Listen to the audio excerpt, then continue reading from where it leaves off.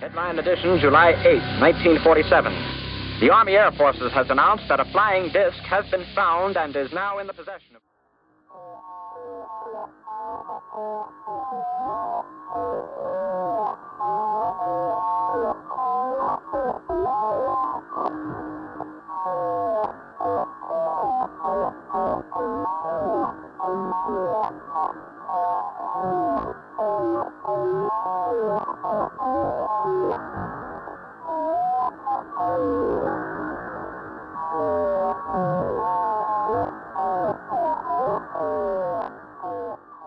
We will not be held responsible for any hearing impairments or damage caused to you from excessive exposure to this sound.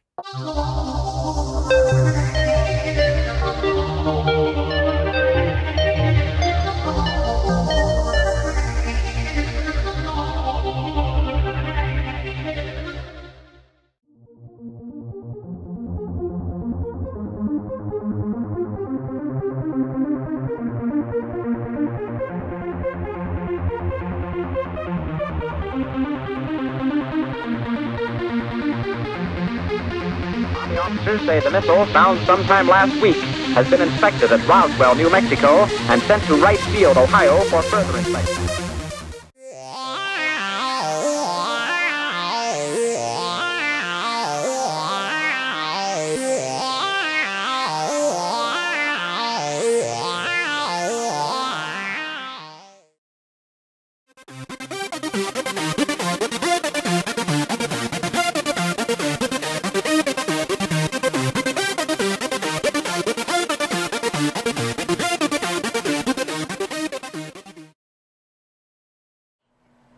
G'day fellow malt lovers, South Aussie malt lover, and thanks for clicking on another one of my videos today. I've been busy the last couple of weeks. I think about last Saturday I hosted a whiskey tasting event for just a bunch of friends, and I've been busy making up videos for those last 9 expressions.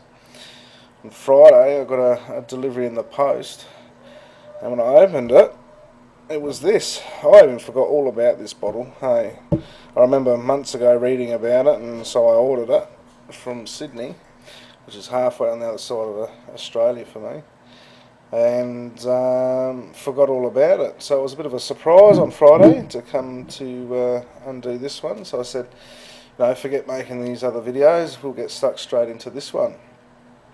So this is the new Ardbeg limited edition Galileo expression. I mean, there's a massive story on the back about what this is all about. So I suggest you buy a bottle if you want to have a read, because I'm not going to read it for you. Basically, Ardbeg had launched in 2011 a whole bunch of molecules up into space with a American space research company, and they're going to do a whole range of tests, so I wish them all the best with that. Sort of buzzed me out when I first read it that they're going to do such a thing, but good luck to them. So they bottled this bottle, and they want us to celebrate their achievement, and I guess it is a pretty hefty achievement, sending some molecules into space. Just hope ET finds some, hey? What do you reckon? Alright.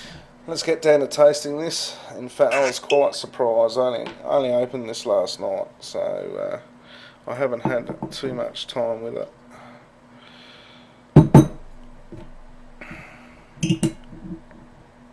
One thing that sort of knocked my socks off with this, and I know colour in whiskey really means absolutely nothing, but I guess if I can have all my whiskies this light gold colour, I would be a happy man. That is a very beautiful coloured whiskey, and I was very surprised by Ardbeg to give me such a colour like that in this bottle.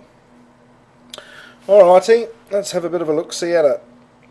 Obviously we're going to start with the nose, and we're going to get your typical Ardbeg trademarks, which is straight off the nose would be your peat and smoke watch. there it is.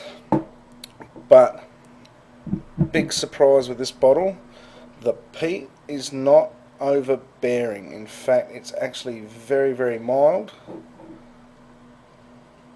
It's so mild that I'll even put down that it's just like an incense mild. It's very weak, the peat. Maybe burnt leaves, but that's about as far as it goes. It's more fruity than anything.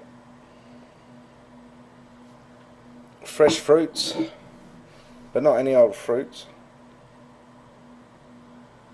Peaches. Apricots, definitely apricots. But they're not hard, you know how you get dried apricots, dried peaches. It's soft. Soft and definitely sweet.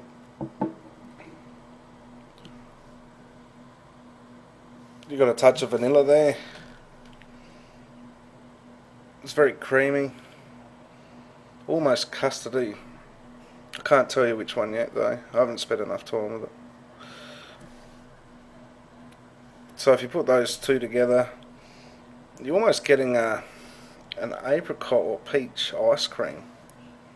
Now I've never smelt with a Scotch ice cream. I've never given that as a smelling note. But anyway, there's a first for you, ice cream.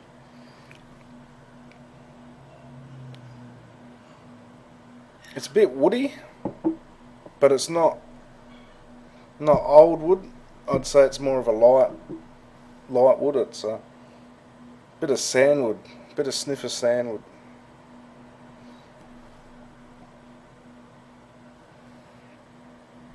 Oh, I can't hold back. Now this thing's bottled at 49%. I'll try it first without out the water, because I think I preferred it without.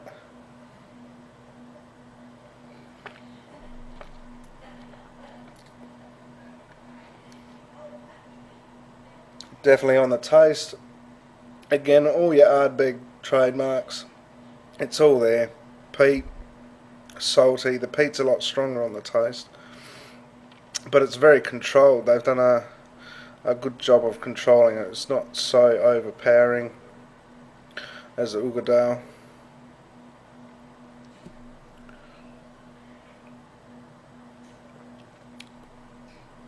The smokiness is almost as if when you're just starting a fire. It's definitely not a roaring fire. It's a bit winey, which is making it very, very oily.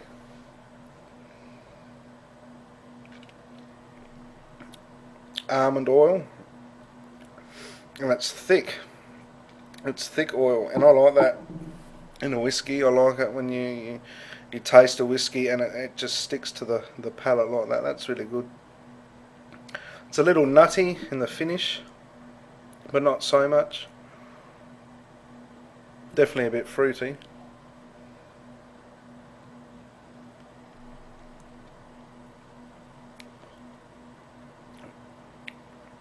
The fruity comes out when you swallow it. It's more the fruits in the finish than in the actual taste. But it's straight up apricots. It's almost like if you've ever tasted Glenmorangie 18-year-old, but they've just added the peat and the salt to it, because it still has that salty finish. But it's very creamy malt. I'll try and open it up, but because it's oily, I don't like adding water to oily scotches, because I prefer it to be oily.